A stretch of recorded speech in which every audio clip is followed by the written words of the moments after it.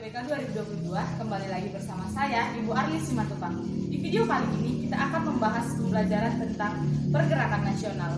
Silahkan simak video pembelajaran berikut. Halo pejuang UTBK 2022. Politik etis dilaksanakan oleh pemerintah Hindia Belanda dalam praktiknya digunakan untuk kepentingan A. Pemerintah kolonial dan swasta, B. Rakyat Indonesia sebagai balas budi, C. Raja-raja dan golongan bangsawan, D. Golongan petani yang menderita akibat tanam paksa, E. Golongan liberal di negeri Belanda. Mari kita bahas.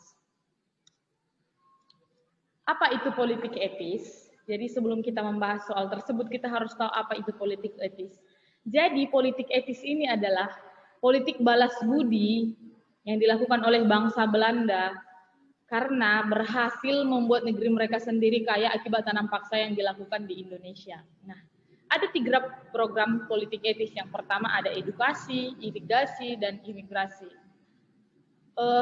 Untuk edukasi sendiri itu untuk pendidikan, irigasi untuk pengairan sawah, dan imigrasi ini untuk perpindahan penduduk supaya tidak padat. Dan akan tetapi program ini menyimpang dari apa yang dijanjikan bangsa Belanda terhadap Indonesia. Apa saja penyimpangannya? Dalam bidang edukasi, penyimpangannya yaitu pendidikan, memang ada pendidikan, tetapi hanya bisa dinikmati oleh kalangan atas, yang dimana nanti setelah mereka lulus pendidikan, mereka akan dijadikan sebagai tenaga kerja yang akan dibayar murah. Yang kedua itu irigasi. Harusnya irigasi ini mengairi persawahan masyarakat, tetapi bangsa Belanda menjadikan irigasi ini pengairan untuk perkebunan swasta. Lalu imigrasi, perpindahan penduduk supaya Pulau Jawa tidak padat, akan tetapi orang dari Pulau Jawa dipindahkan ke Sumatera dan Kalimantan itu dijadikan sebagai tenaga kerja yang akan dibayar murah. Nah, soalnya tadi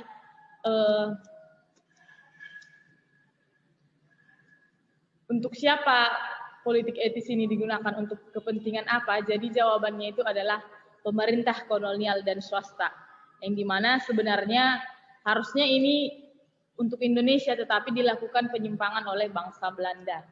Oke, kita lanjut ke soal yang kedua. Tanggal kelahiran Budi Utomo 20 Mei diperingati sebagai Hari Kebangkitan Nasional karena Budi Utomo merupakan A. Bentuk awal perlawanan bangsa Indonesia melawan penjajah, B. Partai politik pertama di Indonesia, C. Organisasi pergerakan nasional yang pertama keanggotaannya bersifat massal, D. Organisasi pergerakan nasional pertama yang mempelopori berdirinya organisasi pergerakan nasional lain, E. Organisasi pergerakan nasional yang paling kuat dan paling berpengaruh. Nah, simak pembahasannya.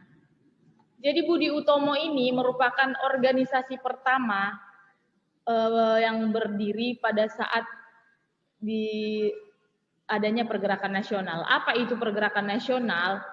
Pergerakan nasional ini merupakan pergerakan yang dilakukan untuk melawan bangsa penjajah, tapi tidak melakukan senjata, melainkan berbasis intelektual atau pendidikan.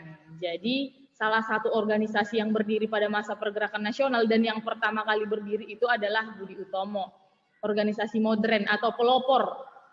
Dan Budi Utomo ini bersifat sosial, ekonomi, dan pendidikan, di mana bisa kita lihat dalam bidang pendidikan pemberian beasiswa sekolah.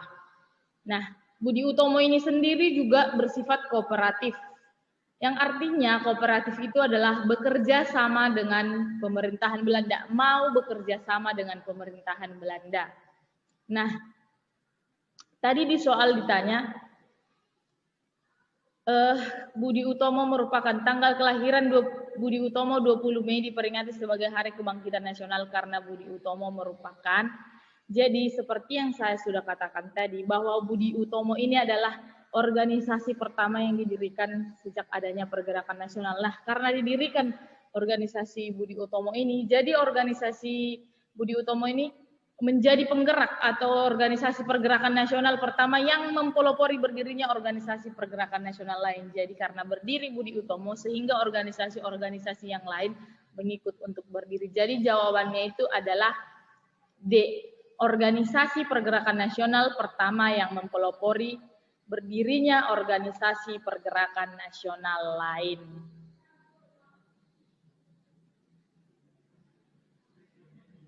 Demikian materi pembelajaran kita untuk hari ini. Sampai bertemu di video pembelajaran selanjutnya. Sampai jumpa.